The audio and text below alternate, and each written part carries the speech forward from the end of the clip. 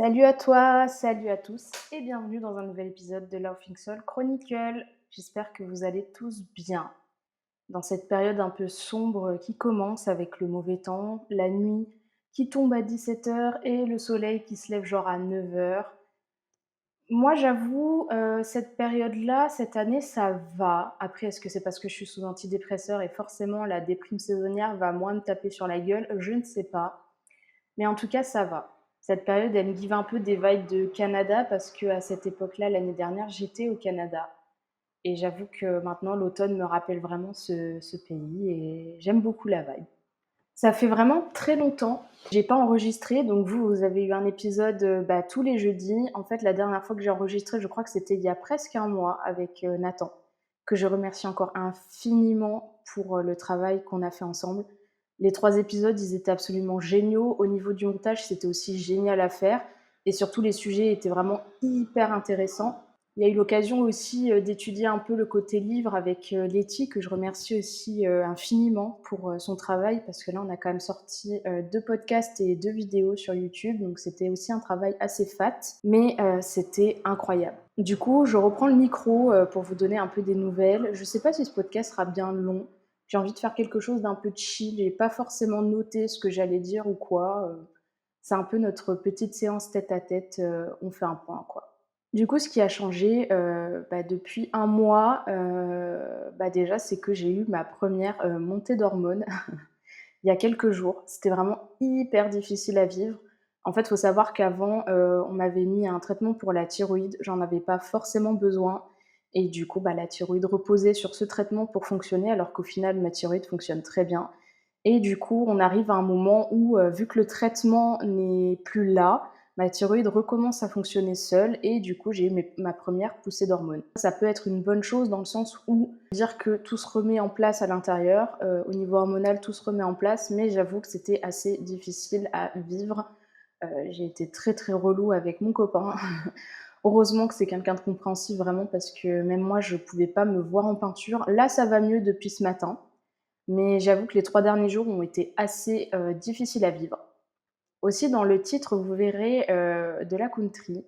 Alors je me suis mis à en écouter il y a pas longtemps, de base j'en écoutais un peu mais pas tant que ça, forcément vu que je suis très fan de Taylor Swift, la country on finit par y passer. J'ai trouvé une playlist qui rassemble les plus grands hits et franchement, je trouve que c'est vraiment le genre de musique qui donne envie de danser, de bien commencer la journée. Donc j'avoue qu'en ce moment, j'écoute pas tant de podcasts que ça, mais j'écoute énormément de musique country du coup. Et je vous recommande fortement d'en écouter aussi. Je pense que j'essaierai de partager la playlist dans la description pour que vous puissiez en profiter aussi. Parce que c'est vraiment. Enfin, moi j'adore. Je trouve que ma journée commence trop bien quand j'en écoute. Je me mets un peu dans ma bulle. J'adore. Ensuite, dans le titre, vous voyez aussi un livre. Ça, il faut qu'on en parle, les gars, parce que c'est absolument incroyable ce qui s'est passé. Pour vous remettre un peu dans le contexte, il y a plusieurs mois, ma copine, Twig s'est mise à écrire, son livre. Son rêve, c'était d'écrire et de sortir un bouquin. Il est sorti, il existe. Genre, je l'ai eu dans les mains hier, j'y croyais pas du tout. Je ferai d'ailleurs un petit reel, là-dessus parce que j'organise aussi mon premier concours. C'est un truc de ouf. Mais en tout cas, le livre existe, il est là.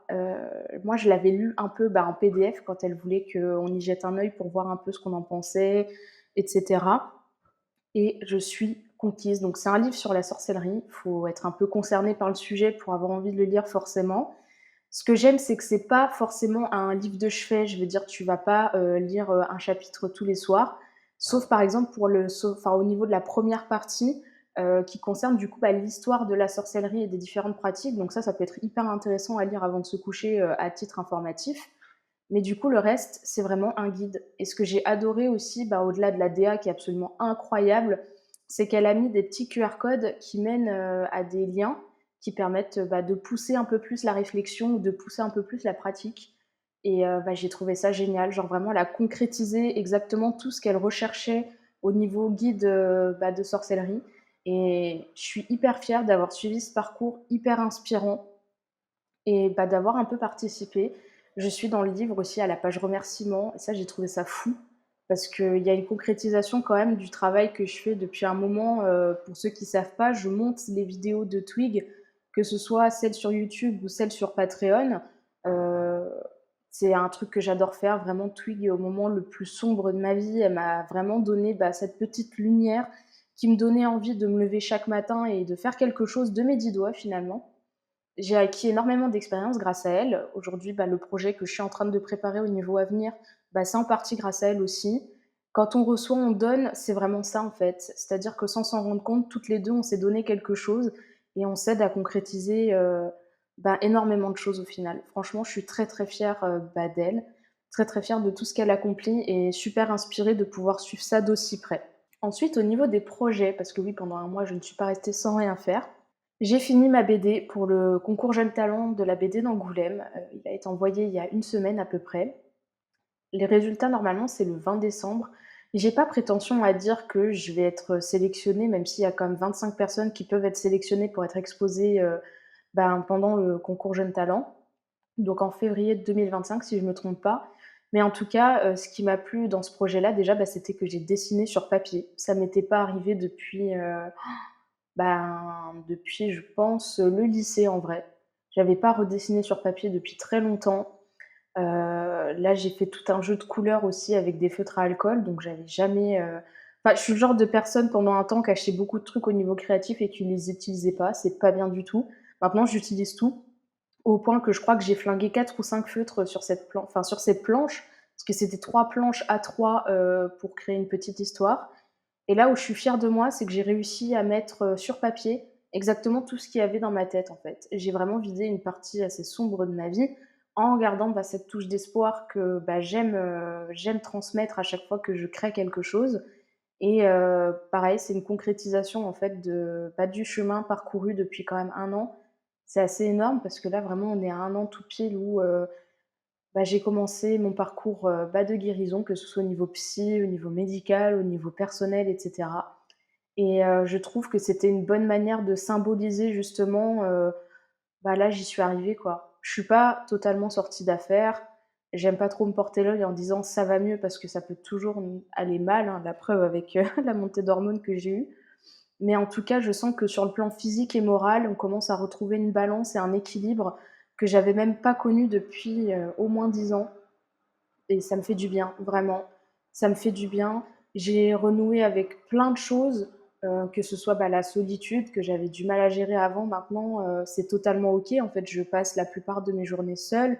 Je travaille sur des projets, mais j'aime passer du temps seule et surtout, il y a quelque chose que j'avais remarqué, c'est que je passais beaucoup de temps, à faire, des activités, peu importe ce que c'est, hein, le ménage, à faire à manger, même travailler des fois avec une vidéo en fond et maintenant c'est comme si mon cerveau ne voulait plus. Mon cerveau a envie de se concentrer sur une seule tâche et ça, je trouve ça super cool parce que, rester concentré pour une personne, en dépression, ça peut paraître très compliqué et j'y arrive donc c'est aussi un grand pas au niveau de la guérison. J'arrive aussi, à passer du temps à lire. Je me suis remis à lire énormément, donc toujours des BD forcément et là, en ce moment, j'ai commencé un livre qui s'appelle «Les objets maudits». Je le trouve incroyable ce livre, il est génial et du coup, je m'accorde, ouais, peut-être 1 ou 2 heures par jour pour lire dans le silence complet et c'est génial. Toujours dans cette idée de guérison et de changement un peu, j'ai décidé d'arrêter de fumer. Ça, c'est vraiment le truc le plus compliqué que j'ai eu à faire, dans ma vie.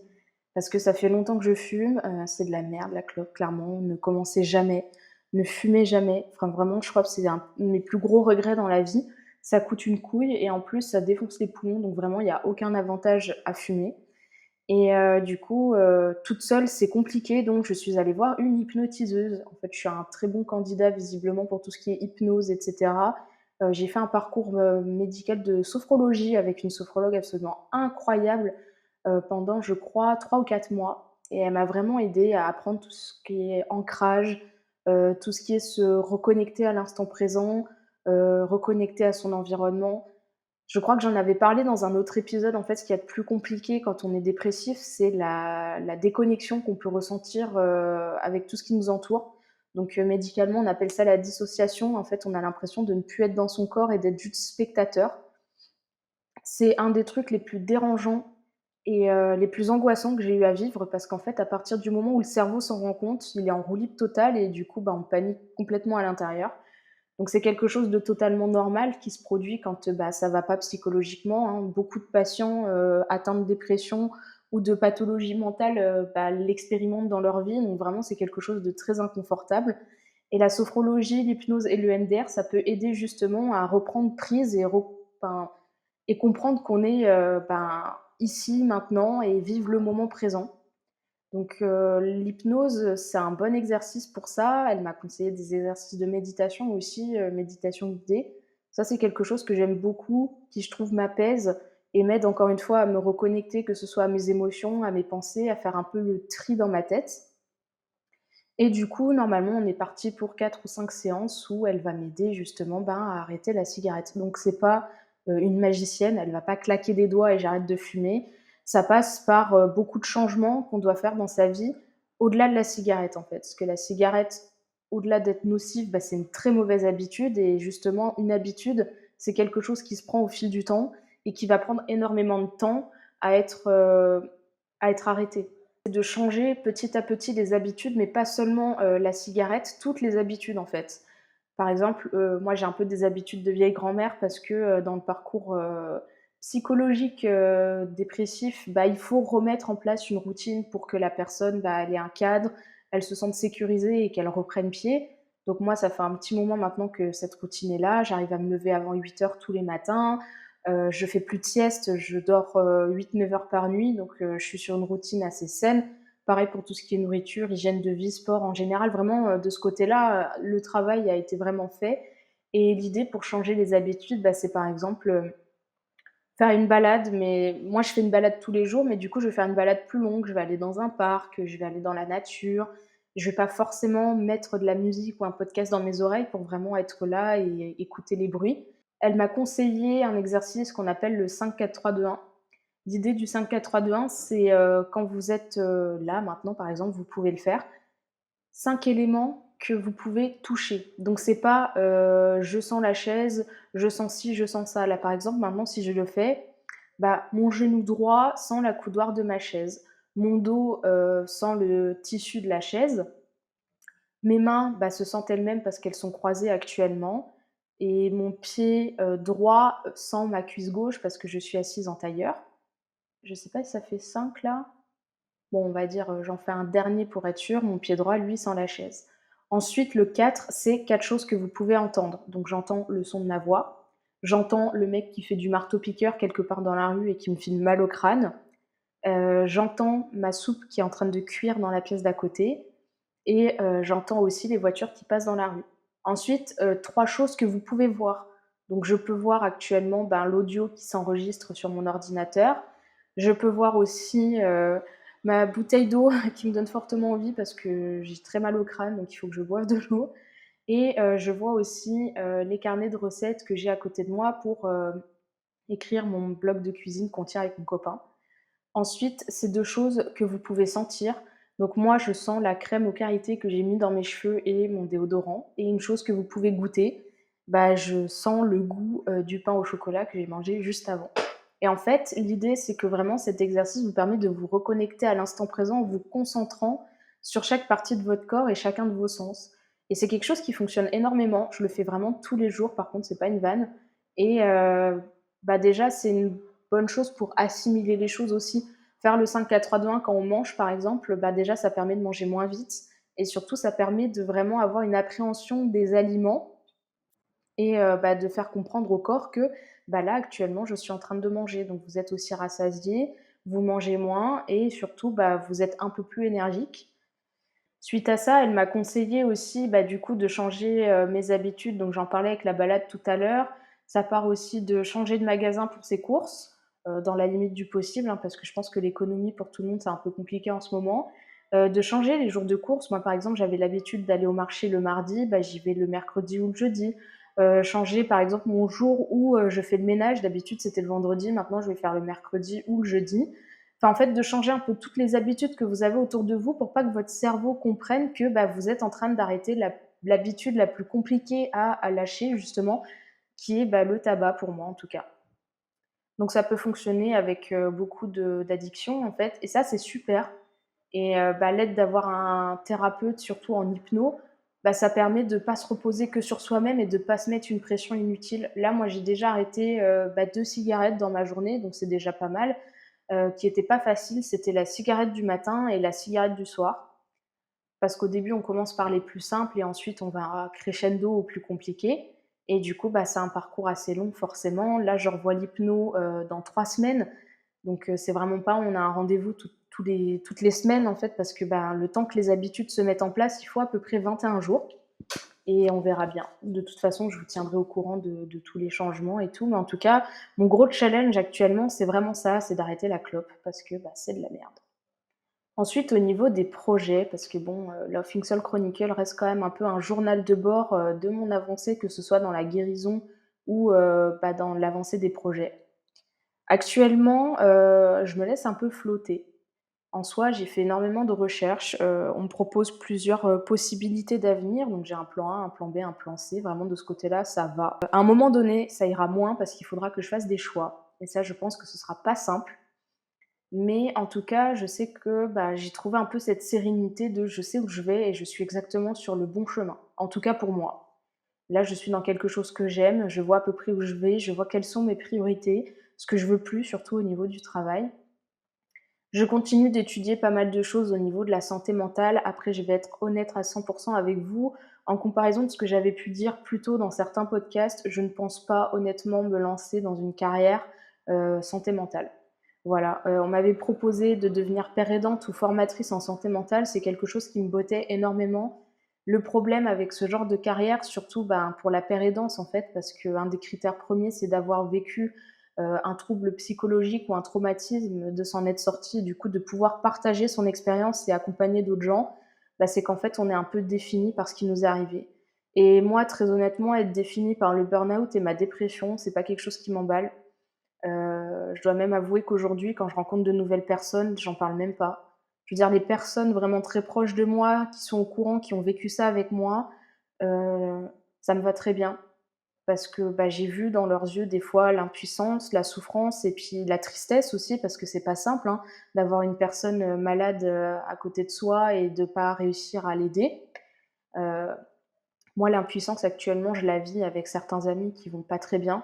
C'est compliqué pour beaucoup de gens autour de moi et du coup, je comprends ce que je leur ai fait subir et je dois avouer enfin, subir à mes dépens bien sûr, hein. C'est pas moi qui ai décidé de faire du mal aux gens, hein, tout simplement. C'est que j'ai la chance d'être entourée de personnes, qui sont très empathes et qui compatissent énormément. Je suis vraiment très reconnaissante des gens qui m'entourent aujourd'hui. Mais en tout cas, là, je me rends compte vraiment de la frontière de, bah, j'ai pas envie d'en faire mon travail, en fait, tout simplement. J'ai pas envie que ma vie tourne autour de ce qui m'est arrivé.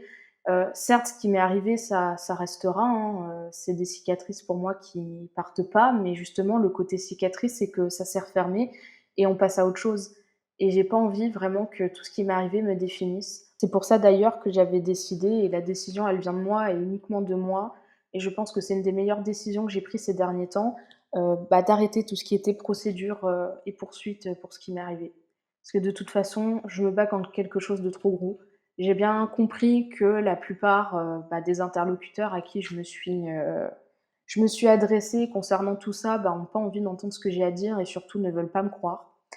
Ça a été un chemin très dur, surtout au niveau de la validation parce que certes, j'ai conscience de l'état dans lequel j'ai été aujourd'hui parce que, bah, je vois bien les répercussions et les séquelles que j'ai aujourd'hui. Mais chercher la validation partout autour de moi, non. En fait, j'ai conscience de ce qui m'est arrivé. Les gens autour de moi qui m'aident à m'en sortir en ont conscience aussi. Personne n'a jamais remis ma parole en doute. Dans les gens qui m'entourent, personne n'a jamais douté, personne m'a jamais accusé de mentir ou quoi que ce soit. À la différence, ben, justement, des interlocuteurs à qui je me suis référée pour, entamer bah, des procédures administratives et bah, j'ai pas envie d'attendre après des gens qui ont pas envie de comprendre justement, ce qui m'est arrivé. Ça ne sert à rien, ça va rien m'apporter honnêtement et encore une fois, je ne suis pas la personnification, de la dépression. Je pense que c'est un combat qui ne m'appartient plus, c'est un combat plus gros que moi et qui va pas me mener au bon endroit et surtout je voyais bien ces derniers temps, tant que les poursuites étaient encore en cours, bah, mon moral, remontait pas en fait et ça c'est tragique parce que ça fait déjà, 1 an, un peu plus que je suis en arrêt maladie.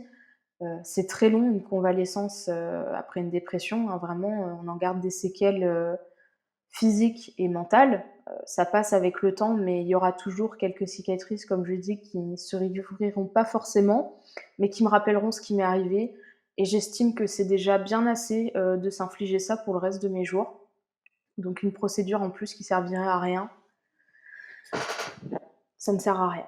Donc voilà, je sais pas s'il y avait quelqu'un qui avait besoin d'entendre ça, dans ce podcast ou peut-être dans sa vie en général, pour, passer à autre chose et aller de l'avant. Moi, dans mon cas, ça s'adresse, au niveau administratif, mais ça peut être, couper les ponts avec des gens qui n'apportent plus rien dans votre vie ou, peut-être, laisser tomber quelque chose qui vous a trop fait souffrir et vous vous battez dans le vent. En tout cas, j'espère que ces paroles auront aidé des gens parce que moi, je sais que les avoir dites et les avoir partagées avec des gens autour de moi qui comprenaient l'enjeu de toutes ces procédures et de ne pas abandonner, ça m'a aidée, en fait. Ça m'a aidée à lâcher prise parce que, déjà, j'étais pas seule et en plus, les gens ont bien compris que ça me faisait de la peine, ça me faisait du mal et que quand ça fait du mal, des fois, il faut juste arrêter de s'accrocher.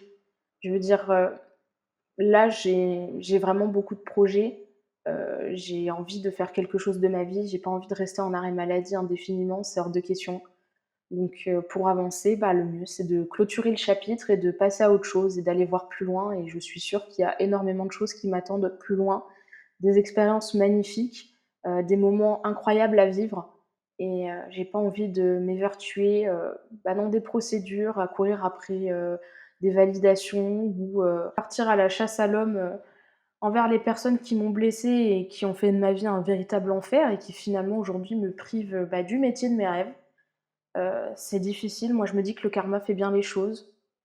À un moment, ça leur retombera dessus et je serai pas là pour les plaindre clairement parce que je pense qu'à un moment donné, quand on est aussi mauvais et pourri à l'intérieur, on mérite, d'avoir du mauvais et du pourri autour de soi.